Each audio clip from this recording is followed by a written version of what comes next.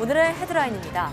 한반도와 주변의 미세먼지 이동을 감시할 수 있는 천리안 위성 2B호가 내년 발사를 앞두고 공개됐습니다. 세계 최초로 환경 탑재체를 장착한 정지궤도 위성인데 순수 우리 기술로 만들어 의미를 더했습니다. 각종 개발로 몸살을 앓고 있는 국내 산림 훼손 현황을 YTN 데이터 저널리즘 팀이 인공위성 자료로 분석했습니다. 최근 2년 사이 많은 산지가 통째로 사라져 생태자원 총량 관리가 필요하다는 지적입니다. 미국 우주선에 생쥐들이 탑승해 우주정거장으로 보내졌습니다. 무중력 상태에서 근육과 뼈의 손실에 대한 연구를 위한 목적인데요. 노년층의 근육 퇴화 방지 연구에도 도움이 될 것으로 기대됩니다. 과학본색에서 자세한 내용 알아봅니다. 초미세먼지나 미세플라스틱처럼 작은 입자들에 대한 공포가 점점 커지고 있습니다. 우리 몸은 외부 이물질로부터 안전하게 만들어졌지만 제조 나노물질은 가끔 우리 몸에 치명적인 영향을 미치기도 하는데요. 오늘 주민빅플에는 나노 독성학 전문가 박은정 교수와 이야기 나눠봅니다.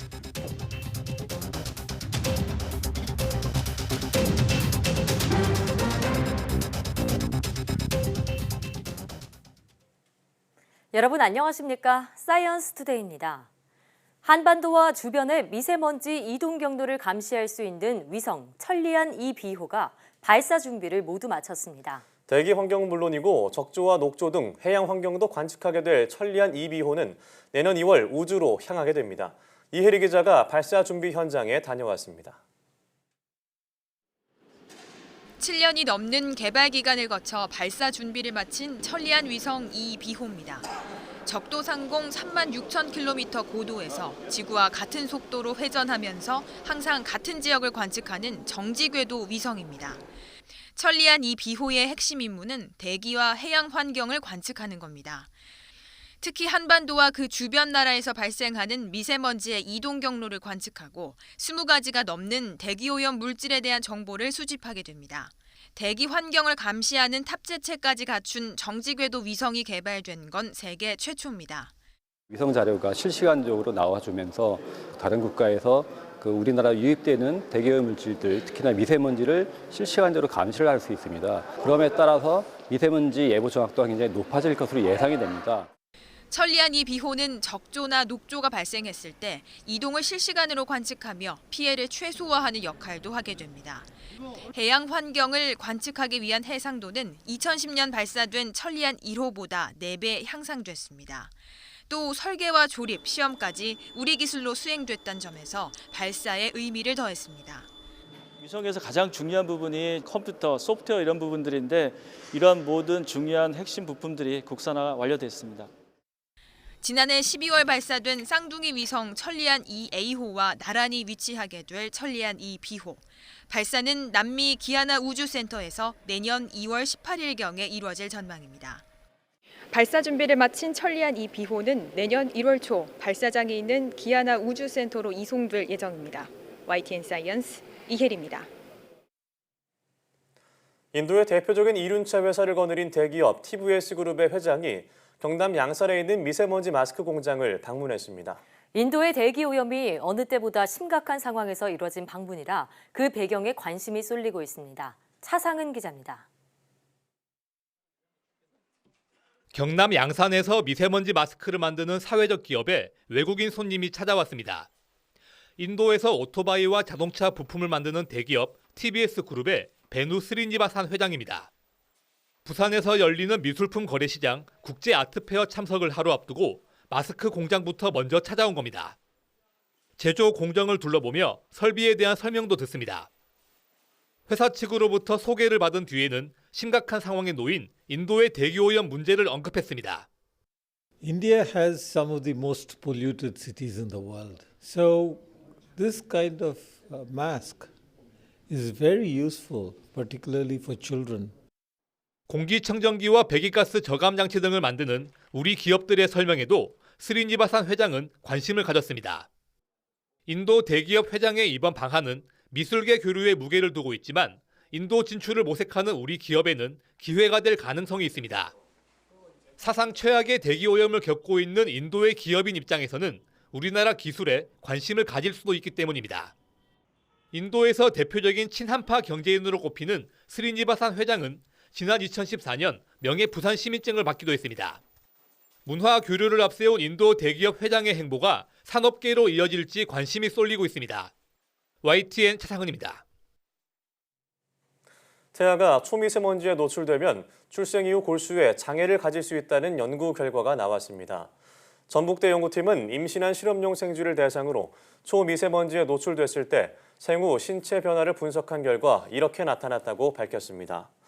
연구 내용을 보면 초미세먼지에 노출된 채 태어난 생쥐의 경우 골수에 종양이 생기는 골수 증식성 장애가 생길 확률이 36% 높아진다는 사실이 확인됐습니다. 또 이들 생쥐에서 골수 내 조혈 줄기세포 노화가 빠르게 진행된 것으로 나타났습니다.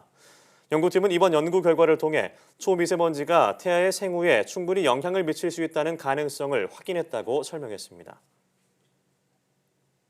울창한 숲이 생기기까지는 오랜 세월이 걸리지만 개발로 인해 나무가 베어져 없어지는 건 한순간이죠. YTN 데이터 저널리즘 팀이 인공위성 자료를 통해 국내 산림훼손 현황을 분석해봤더니 생태계를 분절시키는 산림훼손의 실상이 그대로 드러났습니다. 함영건 기자가 보도합니다. 경기도 용인의 한 야산. 벌레가 파먹은 듯 숲이 깊숙이 깎여져 나갔습니다. 부근에도 허연 속살을 드러낸 산들이 여기저기 눈에 들어옵니다. 개발을 위해 벌채만 해놓은 현장입니다. 경기도 화성의 도로 공사 현장. 공사 구간이 산 한가운데를 관통했습니다. 도로 공사는 마을 하나를 건너 부근 야산도 두동강 냈습니다. 깊이 패여 알몸을 드러낸 산등성이에는 중장비가 쉴 새 없이 움직입니다. 어마어마하게 잘려 나갔습니다. 산이. 도로가 너무 높다 보니까 여기서 조망권이라든가 이런 게 전혀 안 보여가지고 주민 살기가 완전 고립돼 있는 거. YTN이 각종 개발로 몸살을 앓고 있는 화성시를 항공사진으로 조사했습니다. 2014년과 2018년 사이에 남영읍의 변화를 관측했더니 숲이 사라진 곳이 한두 곳이 아닙니다. 고속도로가 난 구간은 연쇄적인 개발로 그 주변 산지도 자취를 감췄습니다. 미 항공우주국 관측 위성인 랜셋이 촬영한 영상 데이터를 활용하면 더 넓은 범위에서 산림 손실을 분석할 수 있습니다. YTN 데이터 저널리즘 팀이 위성 데이터를 분석한 결과를 보시겠습니다. 자, 이 지도를 보시면은 이 어지럽게 널려 있는 붉은색 조각들이 최근 2년 사이에 화성시에서 숲이 사라진 영역입니다. 대부분 야트막한 산지인데 그마저도 깎아버려서 도로나 택지, 공장으로 만들었습니다. 확대해보면 동서로 가로질러 산지를 관통하는 민간 투자 사업인 봉담 송산간 순환고속도로 사업 구간이 나타나고 대각선으로 숲을 가로지르는 서해안 복선 전철 구간이 보입니다. 역시 공사 구간이 지나간 그 주변도 많은 산지가 통째로 사라졌습니다. 거의 대부분이 수령 20년 혹은 30년 이상의 숲이었습니다. 심지어 40년 그리고 50년이 넘는 숲도 송두리째 날아갔습니다. 천연기념물 인근과 산림보호구역 내 산림도 손실되기는 마찬가지입니다. 우리 국토의 뼈대인 백두대간과 한강 주변의 주요 산자락 이른바 한북정맥과 한남정맥의 위치입니다. 이미 각종 개발 행위로 끊어진 지 오래고 현재도 수많은 산자락이 신도시와 산업단지, 도로 건설 때문에 잘려나가고 있습니다. 우리 국토 해봤자 백두대간 하나하고 13개의 정맥밖에 없는데 한북정맥의 양주 고업지구 도시예요. 위에도 올려버렸어요. 우리 일제한테 우리 산줄기에 못을 박아서 우리 맥을 어째 해다 못 박았다고 하면서 우리는 그냥 도시를 박아버렸어요. 파주군 영지구, 양주 고업지구. 이 때문에 적어도 하천 상류 부근의 산자락은 제한적으로만 개발 허가를 내고 기존의 행정구역 단위가 아닌 유역 단위로 산림관리의 틀을 바꿔야 한다는 의견이 대두되고 있습니다. 우리 시 또는 우리 군에서 어느 정도의 임야는 가지고 가야지 되겠다라고 하는 그런 목표치가 있는 거잖아요. 지금은 이제 그런 목표치라고 하는 것이 너무 허술하게 되어 있기 때문에 결국은 개발행위든 또는 산지전용 허가든이 들어오게 되면 특별하게 문제가 없으면 그걸 막아낼 수 있는 방안이 없기 때문에 근본적 처방을 위해 산의 경사도와 경제성을 위주로 산지 전용과 개발 인허가를 내는 대신 해당 지역의 생태 자원을 얼마나 어떻게 보존할지 총량 관리부터 필요하다는 지적입니다. YTN 함영건입니다. 국내 연구진이 주도하는 국제 컨소시엄이 아시아를 포함한 64개국 219개 민족의 유전체 정보를 공개했습니다. 마크로젠과 분당 서울대학교 병원 공동연구팀은 아시아인 유전체 분석 연구 성과를 국제학술지 네이처 최신호 표지 논문으로 발표했습니다. 논문에 따르면 인도, 말레이시아, 한국, 중국, 일본 등 1,739명의 유전체가 분석됐으며 아시아 민족별 유전적 특성으로 주요 약물에 대한 반응이 다르다는 사실이 규명됐습니다. 이번에 공개된 아시아인 유전체는 그동안 공개된 아시아인 유전체 데이터 가운데 가장 많은 지역과 인종을 포함하는 것으로 알려졌습니다. 아시아인은 전 세계 77억 인구 중 58%나 되지만 공개된 유전체 데이터는 많지 않아서 아시아인 대상 맞춤형 진단과 치료가 어려웠습니다. 이번 연구는 2016년부터 아시아인 10만 명에 대한 유전체 정보 분석 프로젝트로 진행됐으며 마크로젠과 분당 서울대병원, 싱가포르, 인도, 미국 회사가 국제 컨소시엄 형태로 참여했습니다.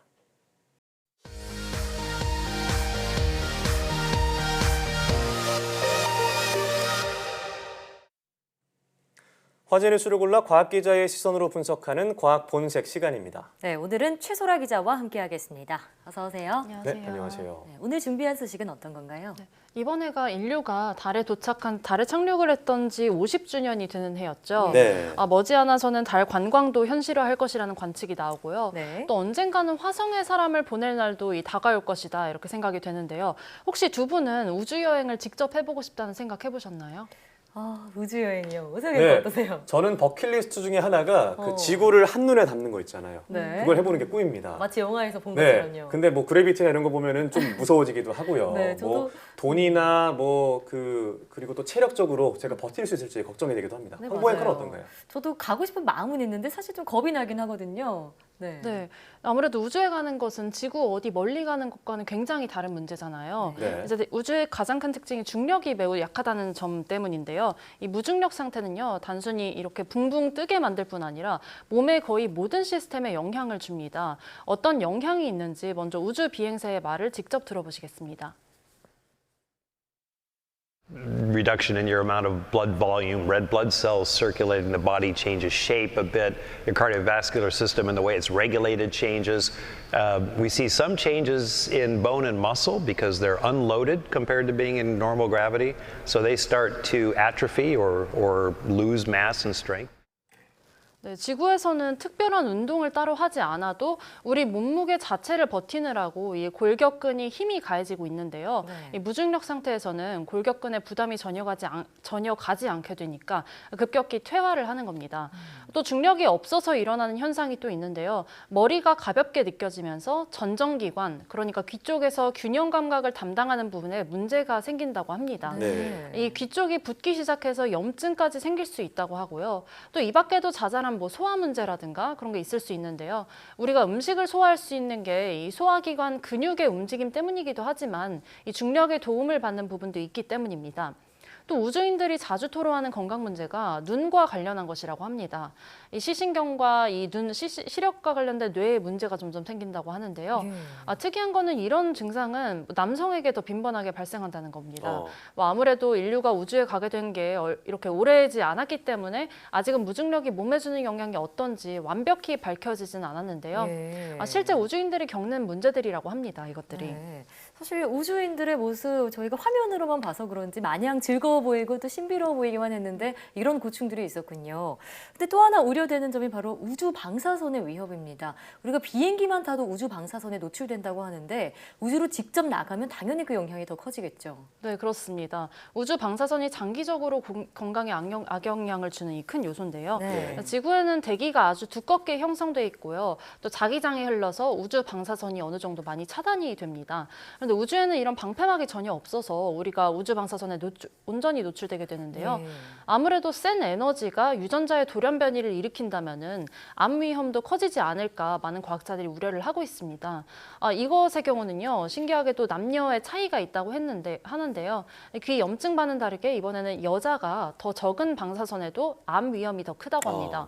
네, 그러니까 남자가 조금 더 우주에 오래 머물러도 여자와 이 암 발생 위험이 비슷하다는 겁니다. 네. 같은 환경에도 남녀가 좀 차이가 있군요. 그러네요. 자, 그런데 이런 신체적인 문제도 있겠지만 심리적인 두려움 이런 문제가 좀 클 것 같아요. 어떤가요? 네, 그렇습니다. 우주에 고립되어 있기 때문에 그런 생각으로 심리적인 문제가 발생을 많이 한다고 하는데요. 네. 실제 우주 비행사의 말 한번 다시 들어보실까요?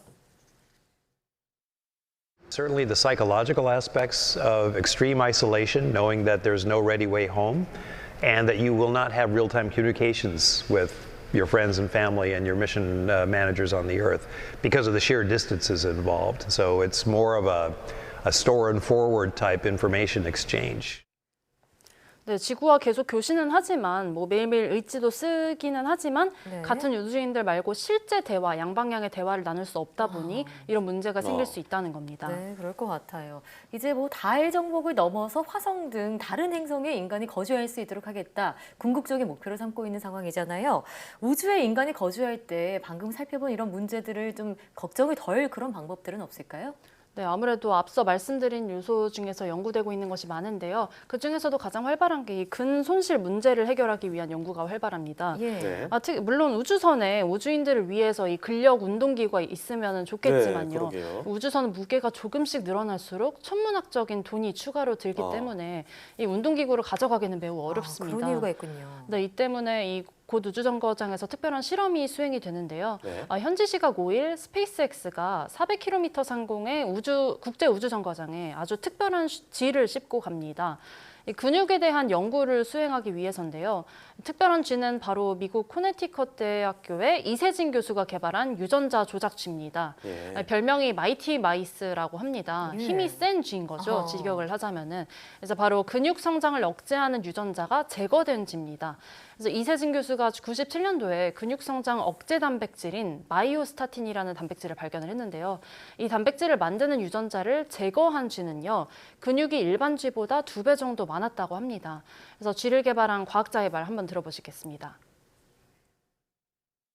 And these mice are completely normal, except they lack just a single gene, and that's the gene that encodes myostatin. Myostatin is a protein that circulates in the blood, so it's like a hormone, and it normally acts to limit muscle growth. 그럼 이 쥐를 이 우주에 보내서 근육을 뭐 키우겠다 뭐 이런 얘기인가요? 실험이 어떻게 진행되나요? 네. 실험은 구체적으로는 이제 개발한 약을 테스트하는 건데요. 네. 이 약은요, 마이오스타틴을 억제하는 약. 그러니까 근육 성장을 방해하는 걸 억제하는 거니까 근손실을 막는 약입니다. 그러네요. 예. 네, 일반쥐도 보내게 되는데요. 일반쥐와 약물을 처리한 일반쥐 그리고 이 마이티 마우스를 40일간 우주에 머무르게 한 뒤 이 엑스레이로 찍어서 이 세 종류를 이제 구분을 조사를 한번 해보는데 뼈 밀도가 어떤지 측정할 계획입니다. 약이 정말 우주에서 근손실을 막을 수 있는지 동물 실험을 하는 겁니다. 네. 다음 달에 이 쥐들이 1월 달에 지구에 귀환을 한다고 하는데요. 그때쯤 되면 더욱더 자세한 분석이 이루어질 거고요. 또 이제 연구 결과도 발표가 될 것으로 보입니다. 네, 다음 달이면 내년이잖아요. 네. 내년에 이 소식 발표되면 자세히 전해주시고요. 이어서 다음 소식으로 넘어가 보죠. 네, 최근에 러시아에서 18,000년 된 강아지가 발견이 됐습니다. 이 소식 한번 자세히 들어보겠습니다. 네, 저희가 뭐 전해드리기도 했고 예. 이게 18,000년 전이 아니라 이게 그냥 지금 평온하게 자고 있는 모습 같다는 생각이 들 정도로 뭔가 신기하면서도 소름이 좀 돋더라고요. 네, 그렇습니다. 우리가 일반적으로 생각하는 화석의 모습보다는 정말 미라나 화석보다도 정말 잘 보존되어 있는 네. 모습 때문에 사람들이 많이 깜짝 놀랐을 네. 것 같은데요. 먼저 화면으로 한번 같이 보시겠습니다. 털 한 올 한 올도 그대로 보존이 돼 있거든요. 네, 코도 마치 살아있는 개처럼 볼 수 남아 이빨도 있고요. 보여요. 네, 예. 이빨도 있고 또 눈썹 그리고 이 심지어 수염까지 남아 있습니다. 정말 마치 인형 같다 이런 생각도 했었는데 어떻게 이렇게 잘 보존될 수 있었던 건가요? 네, 이 강아지 화석은요. 이 강아지는 러시아 시베리아 동쪽의 야쿠티아 지역에서 이 얼음 속에 갇혀 있었기 때문입니다. 지난해 여름에 이곳에 얼음이 녹으면서 드러난 이 흙이 드러났다고 하는데 이 흙 속에서 화석이 발견이 된 겁니다. 과학자들이 탄소 연대 측정법으로 검사를 해봤더니 이 강아지가 8,000년 전에 살았던 개다 이렇게 밝혀냈습니다. 모습으로 봤을 때 이 죽었을 때 당시 나이는 생후 2개월 정도밖에 되지 않았을 것으로 추정이 된다고 하고요. 사망 원인은 아직 밝혀지지 않았습니다. 예. 그리고 또 이 어떤 종인지도 아직 안 밝혀졌는데 이거는 유전자 검사를 해야 되거든요. 네. 객과인 거는 확실하다고 하는데 어떤 종인지, 뭐 늑대종인지, 아마 정말 강아지인지 이렇게 알아낼 예정이라고 합니다. 네, 생후 2개월 뒤에 죽었지만 나이는 이제 18,000살이 되는 걸 텐데 네. 뭐 예전에 매머드나 이런 것들은 본 적이 있는 것 같은데요. 요즘에 이런 화석들이 많이 발견이 된다고요. 네, 그렇습니다. 이 야쿠티아 지역에서 요즘은 고고학자들이 너무나 많은 화석이 발견돼서 흥분된다 이렇게도 말을 할 정도거든요. 그 정도예요? 네, 선사시대 동물들이 속속 모습을 드러내고 있다고 합니다. 이 지역에서 얼마 전에는 코뿔소가 발견되기도 했고요. 사자 새끼도 발견됐습니다. 특히 이 사자는요, 12,000년 전에 살았던 사자인데요. 아주 잘 보존된 상태였다고 합니다. 태어난 지 한 달도 안 된 이것도 이제 아기 사자인데요. 네. 케이블 라이언이라고 이 멸종된 종입니다. 굉장히 멸종된 종이기 때문에 굉장히 학술적 가치가 높아가지고 당시에 과학자들 사이에서 굉장한 반향을 일으켰습니다. 예.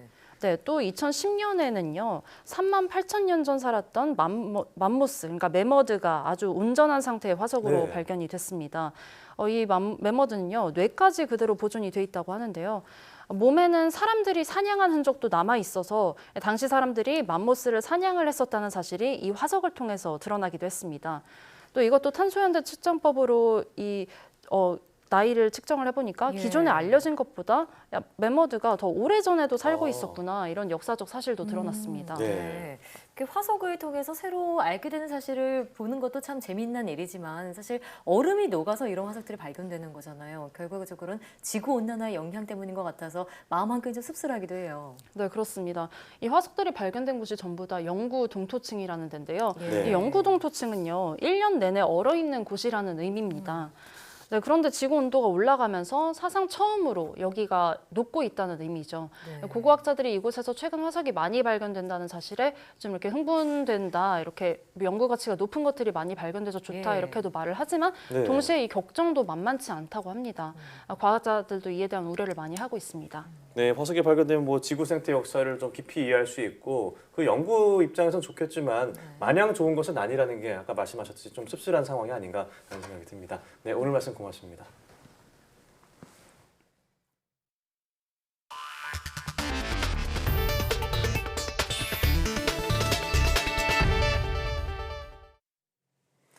다국적 통신업체 퀄컴이 1조 원이 넘는 과징금 부과에 반발해 공정거래위원회를 상대로 낸 취소 소송에서 법원이 공정위의 손을 들어줬습니다. 재판부는 퀄컴이 사실상 시장 지배적 지위를 남용했다고 판단했습니다.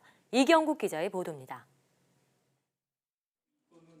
지난 2017년 1월 공정위는 퀄컴의 사상 최대인 1조 300억여 원의 과징금을 부과합니다. 이동통신의 필수적인 특허권을 토대로 국내 휴대전화 업체 등에 이른바 갑질을 했다고 본 겁니다. 칩셋 제조 판매에 필수적인 이동통신 셉에 대한 라이선스 제공을 거절하거나 제한하였습니다. 퀄컴 측은 이에 불복해 공정위를 상대로 취소 소송을 냈고 2년 10개월 만에 법원의 첫 판단이 나왔습니다. 공정거래 사건은 2심제로 진행되는 만큼 서울고법이 첫 선고를 내렸습니다. 법원은 1조 원대 과징금 부과가 적법하다며 공정위의 손을 들어줬습니다. 퀄컴의 칩셋 관련 표준 필수 특허는 공정하고 합리적이며 비차별적으로 제공되도록 약속돼 있습니다. 퀄컴 역시 이를 약속하고 특허 보유자 지위를 인정받았습니다. 이에 따라 재판부는 퀄컴이 경쟁사에 칩셋 제조의 필수적인 기술의 특허권 제공을 거절 제한하거나 모뎀 칩셋을 사려는 휴대전화 제조사에 특허권 계약을 강제하고 이를 거부하면 칩셋 공급을 멈추거나 제한한 건 시장 지배적 지위를 남용한 것이라고 봤습니다. 다만 재판부는 퀄컴이 다른 특허권까지 끼워 파는 식의 계약을 요구한 것 등은 근거가 부족하다고 판단했고 이에 따라 공정위가 부과한 10개의 시정명령 가운데 2개는 취소하도록 결정했습니다. 사실상 패소 평가를 받는 이번 판결에 대해 퀄컴 측이 상고하겠다는 뜻을 밝힌 만큼 최종 판단은 결국 대법원에서 내려질 것으로 보입니다. YTN 이경국입니다. 공정위는 이번 판결로 퀄컴 사업 모델의 부당성이 인정됐다며 그 의미를 설명했습니다. 업계는 공식적인 대응을 자제하는 가운데 이번 판결이 시장에 미칠 여파에 주목하고 있습니다. 김태민 기자의 보도입니다. 다국적 통신업체인 퀄컴은 이동통신 특허 기술과 핵심 부품에 대한 독점적 지위를 누리고 있습니다. 공정위는 퀄컴이 그동안 이 시장 지배력을 바탕으로 이동통신업계에 부당한 계약을 강요해왔다고 판단했습니다. 3년 가까운 송사 끝에 승소 판결을 받아낸 공정위는 퀄컴의 사업 모델의 부당성이 인정됐다며 그 의의를 설명했습니다. 퀄컴처럼 대체 불가능한 특허를 가진 사업자들은 공정하고 합리적으로 사용권을 제공해야 한다는 이른바 프렌드 확약 의무를 재확인했다는 취지입니다. 반면 부당계약의 직접 당사자인 휴대전화 업계는 공식 대응을 자제하고 있습니다. 삼성과 LG 등 주요 제조업체들은 여전히 퀄컴과 긴밀한 협력 체제를 맺고 있기 때문입니다. 하지만 업계에서는 그동안 퀄컴의 횡포가 도를 넘었다는 공감대가 형성된 만큼 당연한 결과라는 반응이 나오고 있습니다. 업계는 또 이번 판결이 앞으로 이동통신 시장에 미칠 영향에도 주목하고 있습니다. 기존 4G 세대까지는 이제 퀄컴이 이 모뎀 칩 분야에서 독점적 경쟁력을 지속해 왔는데 5G 시장에서는 지금까지 경쟁 구도가 달라질 가능성이 시장에서 나타나고 있습니다. 장기적으로는 업계 지형에 주는 영향이 제한적일 거란 의견이 나오는 가운데 앞으로 퀄컴의 행보에 이목이 쏠리고 있습니다. YTN 김태민입니다. 정부가 5세대 이동통신 5G 관련 내년 예산을 올해보다 87% 확대하는 등 과감한 지원을 투자하기로 했습니다. 과학기술정보통신부는 한국무역보험공사에서 제2차 범부처 민관합동 5G 플러스 전략위원회를 개최하고 이런 내용을 확정했습니다. 이를 위해 내년 5G 관련 예산이 87% 늘어나는 한편 5G 단말기 조기 출시를 위한 테스트베드도 2.4배 확충하게 됩니다. 과기정통부는 또 5G 플러스 전략 산업의 글로벌 경쟁력을 강화하기 위해선 추가 주파수 공급이 필수적이라고 보고 2026년까지 5G 주파수를 현재보다 2배 수준으로 확대하기로 했습니다. 그럼 이어서 최기영 과학기술정보통신부 장관의 말을 직접 들어보시겠습니다. 오늘 위원회에서는 그동안의 민간의 성과를 점검하고 민간의 노력을 뒷받침할 계획에 대해서 논의하게 될 것입니다. 정부 예산은 올해보다 87% 증가한 약 6,500억 원을 투입하여 공공 분야에서 5G 초기 시장 창출을 지원하고 5G 단말과 서비스 출시를 지원하는 테스트베드도 2.4배 확충하겠습니다. 문재인 대통령이 개방과 포용으로 성장을 이끌어온 무역이 우리의 가장 강력한 힘이라면서 2030년 세계 4대 수출 강국이 되는 날까지 멈추지 않을 것이라고 밝혔습니다. 문 대통령은 서울 코엑스에서 열린 무역의 날 기념식에서 이같이 말하고 우리 FTA 네트워크를 세계 GDP의 77%에서 2022년까지 90%로 끌어올리겠다고 강조했습니다. 문 대통령은 무역 1조 달러 이상을 달성한 국가 가운데 제조업을 기반으로 흑자를 이룬 국가는 우리나라와 독일, 중국 세 나라에 불과하다며 그만큼 우리 경제 기초가 튼튼하다는 것이라고 평가했습니다. 문 대통령은 또 정부 포상과 수출의 탑 수상자가 참석한 사전 간담회에서 세계 경제만 살아난다면 내년부터는 수출이 다시 상승세를 탈 것으로 생각한다고 말했다고 한정우 청와대 부대변인이 전했습니다. 문 대통령은 특히 반도체 소재 국산화에 성공하고 일본 수출 규제 품목인 불산액 생산 공장을 신증설한 중견기업의 경험을 듣고 소재 부품 장비 분야에서도 국산 자립화를 이룰 수 있다는 자신감을 심어주었다고 언급했습니다. 4차 산업혁명 시대를 맞아 대학도 발빠르게 움직이고 있습니다. 산학협력과 취업 창업 분야 성과 보고회가 열렸습니다. 김범환 기자가 보도합니다. 자동차학과 학생들이 만든 하이브리드 차량입니다. 내연기관에 전기를 같이 써야 해서 어려움도 많았지만 완성해놓고 나니 보람이 큽니다. 고생했는데 이제 만들고 나서 이제 많은 보람 느끼고 이제 저도 이제 여기 관련돼서 이제 취업 같은 데를 가고 싶어서 이제 더 많이 하게 되었습니다. 드론 10여 대가 아름다운 선율에 맞춰 떠오릅니다. 자칫 부딪힐 것도 같지만 자유자재로 움직이며 화려한 군무를 펼칩니다. 포스터마다 교육과 산학협력, 취업, 창업 분야 성과 전시물로 가득합니다. 학교 기업과 가족회사 80여 곳이 함께했습니다. 이미 화두가 된 4차 산업혁명을 제대로 알기 위한 특강도 열렸습니다. 지구상에 지금까지 3차례의 저런 변화가 있었는데 지금 4번째로 생산성이 비약적으로 올라가는 변화가 벌어지고 있다 보니 아마 20-30년쯤 후쯤이 되면 이 시기를 4번째 산업혁명이라고 부를 가능성이 농후하다는 겁니다. 혁신 지원 산업은 대학 전반의 혁신 기반을 구축하고 대학의 핵심 역량을 강화해 고등 직업 교육의 질을 높이기 위해 마련됐습니다. 4차 산업혁명 시대에 대응하기 위해서 대학 체제 분야뿐만 아니라 구성원 모두가 변화해야 한다는 시대적 사명을 가지고 더 혁신이라는 주제로 개최하게 됐으며 혁신으로 무장한 대학과 기업이 산학협력에 힘을 모으면서 취업과 일자리 창출에도 한몫하고 있습니다. YTN 김봉환입니다.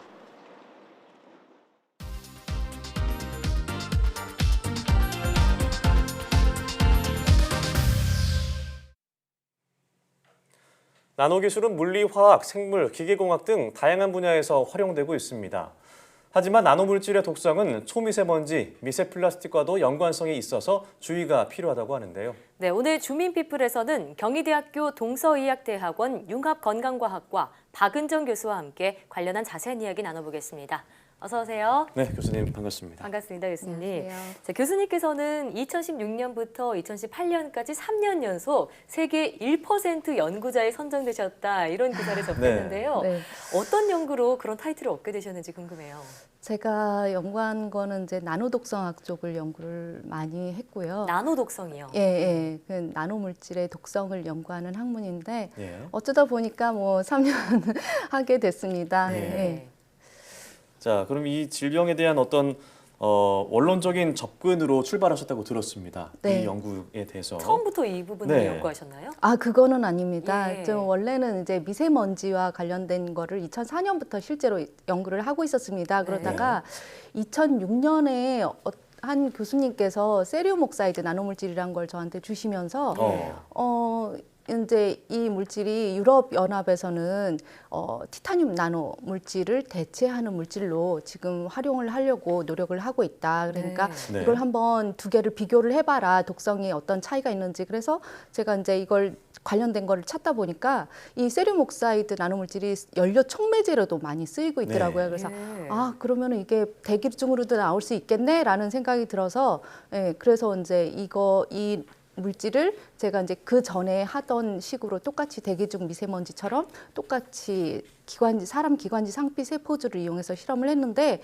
그 전에 미세먼지하고는 다르게 네. 세포 안에 들어가서 너무 자유롭게 움직이고 다니는 거예요. 그래서 이 아이는 정말 뭔가 특별한데라는 생각이 같은 들어서 물질인데요. 좀 다른 물질이죠. 얘는 제조, 인위적으로 일부러 만들어진 일부러 만든 물질이에요. 예, 그러니까 이게 자연에서 생긴 나노물질하고 인위적으로 어떤 목적을 가지고 만들었기 때문에 그 목적에 맞는 성질을 가지고 있거든요. 그러다 네. 보니까 이제 이 안에서 좀 다르게 행동을 한다는 것을 알고는 제가 이거를 본격적으로 좀 시작을 해야겠다라는 생각이 들어서 하게 됐습니다. 네, 그러면 뭐 자연 속에 존재하는 나노 물질과 다르게 우리 인체에 좀 안전하다고 알려지는 그런 물질들도 나노 성분이 되는 경우에, 나노 입자가 될 경우에 인체에도 유해할 수 있다 이런 말씀인데요. 나노 물질이 우리에게 특별히 위험할 수 있는 그런 이유는 무엇일까요? 이제 뭐 여러 가지 성질이 문제가 있기는 하지만 사실은 이제 제가 공부를 하면 할수록 느끼는 건데요. 네. 우리 몸이 정말 잘 만들어져 있어요. 내부 그래요? 물질에 대해서 아주 안전하게 너무 잘 만들어져 있는데 근데 이 제조 나노 물질의 경우에는 대기 중에서 이렇게 자연스럽게 만들어진 나노 사이즈 물질 입자하고는 다르게 어떤 의학학이나 산업이나 이런 데서 활용을 하기 위해서 네. 일부러 만들었기 때문에 인위적으로요. 만들었기 때문에 그 인위적인 어떤 목적을 가지고 있거든요. 근데 그 목적을 가지다 보니까 그 목적이 우리도 모르게 이제 원래는 의도하지 않았거나 또는 의도를 했는데 이게 의도한 것보다는 더 또는 전혀 예상치 못한 상황에서 이런 상황으로 이 안에서 이 독성을 일으키는 상황이 조금 발견이 되더라고요. 이제 그 대표적인 예가 뭐냐면 원래는 이 물질들이 뇌로 못 들어가게 하는 블러드 브레인 베리어라는 게 있고 그다음에 애기학에 영향을 미치지 못하게 일부러 이제 태반이 보호를 하고 있거든요. 근데 여기를 다 통과해서 영향을 줄 수 있고 더불어서 이 몸 안에서 축적이 되면서 몸 밖으로 잘 배출이 안 된다. 그러면서 그 안에서 염증도 일으키고 여러 가지 다른 위해 효과를 일으킬 수 있다라는 것이 검증이 되면서 이제 이 제조하시는 분들하고 화학공학이나 이런 데서 만드시는 분들하고 저희 독성하는 사람들이 어떻게 하면 좀 더 안전한 나노물질을 만들어내서 잘 활용하고 우리 나노산업이 발달할 수 있을까를 머리를 맞대고 지금 연구를 하고 있습니다. 네, 말씀하신 걸 들어보면 이제 자연적으로 발생한 나노물질과 다르게 인위적인 것은 우리 몸이 자연적으로 필터링이라던가 처리하지 못한다. 그래서 위험하다 이렇게 말씀을 해주신 것 같습니다. 자, 또 요즘 이제 초미세먼지 문제가 정말 심각하잖아요. 특히 이제 호흡기로 접하는 건데, 그럼 이 대기 중에서도 나노 입자가 자연적으로도 뭐 만들어질 수 있다, 뭐 이런 얘기인가요? 그렇죠. 그러니까 초미세먼지 같은 경우에는 우리들이 일반적으로 얘기하는 게 이제 입경 2.5 마이크로미터 이하인 먼지를 얘기하는데요.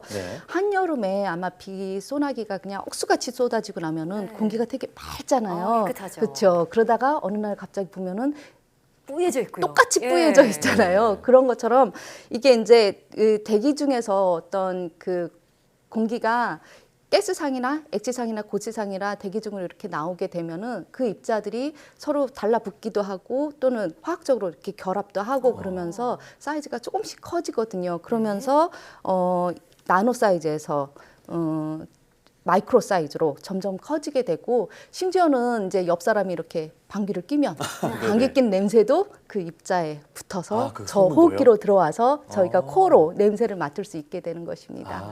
네. 이 냄새도 입자라고 하니까 신기한 것 같습니다. 자, 그럼 이 초미세먼지가 이 몸속에 많이 축적되면 어떤 현상이 일어날까요? 초미세먼지 같은 경우에는 이제 입자 사이즈에 따라서 일반적으로 현재까지 알려진 바에 따르면 입자 사이즈에 따라서 호흡기를 통해 노출이 됐을 때 들어갔을 때 입자 사이즈에 따라서 분포하는 위치가 다 달라요. 어디까지 갈 수 있는지가. 근데 초미세먼지는 아주 폐폭 깊숙이까지 들어가서 축적이 될 수 있고, 그러면서 이게 이제 거기서 빠져나오지 못하니까 만성염증도 일으킬 수 있는 뿐만 아니라 폐포 안에 폐포를 둘러싸고 있는 미세 혈관들이 있거든요. 그러다 보니까 이 미세 혈관하고 폐포 사이에 어떤 가스 교환이 이루어지는데 그 가스 교환에도 영향을 줄 수 있어서 모든 몸 안에 있는 모든 조직들은 다 산소를 필요로 하는데 그 산소 공급 에도 문제를 줄 수 있지 않을까. 그러면 모든 신체 조직에 영향을 줄 수 있지 않을까라는 생각에서 더 열심히 연구를 하고 있습니다. 뭐 이런 미세먼지와 관련된 어떤 호흡기의 문제도 있겠지만 또 요즘 떠오르는 게 미세 플라스틱 문제가 심각하잖아요. 자, 그럼 이것도 나노 독성학과 관련이 있다고 볼 수 있을까요? 네, 사실 이 미세 플라스틱 문제 같은 경우에는 정말 환경적으로 지금 아주 큰 이슈 중에 하나입니다. 그래서 최근에는 뭐 세정제나 섬유 유연제 같은 데 들어간 그 1차 미세 플라스틱 같은 경우에는 지금부터 이제 사용을 규제한다라는 얘기가 되는데요. 근데 우리가 사용하는 제품 중에는 이미 너무 많은 플라스틱 성분이 들어 있습니다. 제가 지금 입고 있는 이 옷도 플라스틱으로 되어 있어서요. 빨래를 빨고 나면 여기서 나온 섬유 입자들이 다 대기 중으로 나와서 제가 호흡을 하게 되는 거고요. 그동안 우리들이 사용한 미세 플라스틱이나 세정제나 섬유 유연제 같은 데 들어 있던 미세 플라스틱들도 이미 우리 환경 중에 다 가 있고 이 환경은 또 돌고 돌기 때문에, 그러다 보니까 결론적으로는 우리가 이제 다시 노출이 되게 되는 이런 상황으로 몰려가고 있습니다. 아니 그런데 우리가 늘 일상 속에서 쓰는 자외선 차단제 역시도 나노 독성 물질과 관련이 있다고 들었는데 이 부분만 짧게 한번 설명해 주시겠어요? 자외선 차단제 같은 경우에 사실 지금 큰 이슈 중에 하나인데요. 사실 그 자외선 차단제가 저희 이제 안 바르게 되면 피부 노화를 또 촉진을 하고 또 그 피부암을 유발할 수 있고 그래서 필요한데, 근데 제가 항상 몇 번 말씀을 드리는 것 중에 하나인데, 이 아이가 각질 세포가 있으면 흡수율은 좀 떨어지는데 근데 그런 유해 물질들이 들어갈 수 있는 그런 그 확률이 되게 낮아져요. 그래서 저는 이제 두 가지 그 자외선 차단제를 또 나노 물질들이 들어 있으니까 가급적이면 저희 이태리 타월 뭐 이런 걸 때 팍팍 민 다음에 바로 바르는 것만 좀 자제를 해주십사 하고 부탁을 드리고 있습니다. 그런 우리가 일반인들이 몰랐던 방법들도 있었군요. 자, 그럼 이 교수님의 앞으로의 계획이 무엇인지 좀 간단하게 들어보고 싶은데요. 사실 저는 이제 기본이 탄탄한 정통학자가 사실 아닙니다. 그러니까 이게 이제 제가 그냥 평범한 주부로 살다가 어쩌다 보니까 이게 내가 공부를 해야지 내 식구들 다 챙길 수 있겠다는 생각이 들어서 어떻게 공부를 하게 됐는데 그 과정에서 얻은 결론이 뭐냐면 가족이 건강해야지 행복하게 살 수 있다는 것이었고 그러기 위해서 제일 먼저 해야 할 일이 장애나 질병 없이 살아가는 수명이 건강 수명이라는 게 있거든요. 그 건강 수명을 늘리는 일에 내가 뭔가 보람을 늘리는 일에 뭔가 역할을 해야겠다라는 생각이 들었는데 2016년 통계청 발표 자료에 따르면 한국인의 기대 수명이 실제로 82.4세인데 건강 수명은 64.9세밖에 안 된대요. 그러다 보니까 한 17.5년을 정말 골골하다가 가는 거거든요. 그래서 저는 이제 결국 그 고령화 사회가 계속되면서 결국은 이것이 보건의료비 부담도 되고 요즘처럼 젊은 친구들이 지금 안 그래도 직장 못 가져서 힘든데 거기에 더블 케어의 부담까지 주는 상황이 될 것 같아서 제가 할 수 있는 게 뭘까 생각을 하다가 이 건강 수명을 늘리는 일에 연구자로서 할 수 있는 역할을 해야겠다라는 생각이 들어서 여러분들이 이제 이 각 분야에서 일하시는 분들한테 건강 수명 연장의 중요성이 어떤 것이 있고 또 이거를 알리고 또 그걸 통해서 그분들이 일을 하실 때 또 필요한 과학적인 데이터가 있거든요. 그러다 보니까 제가 실험을 할 수 있으니까 제가 그런 객관적인 데이터를 만들어 드리는 일을 제가 하면 괜찮겠다라는 생각이 들어서 그걸 위해서 열심히 뛰고 있습니다. 그래서 지금까지 연구를 하신 건데 오늘 이 시간을 통해서도 많은 분들이 이 나노 물질의 위험성에 대해 한번 경각심을 느끼셨으면 좋겠네요. 오늘 말씀 잘 들었습니다. 네, 감사합니다.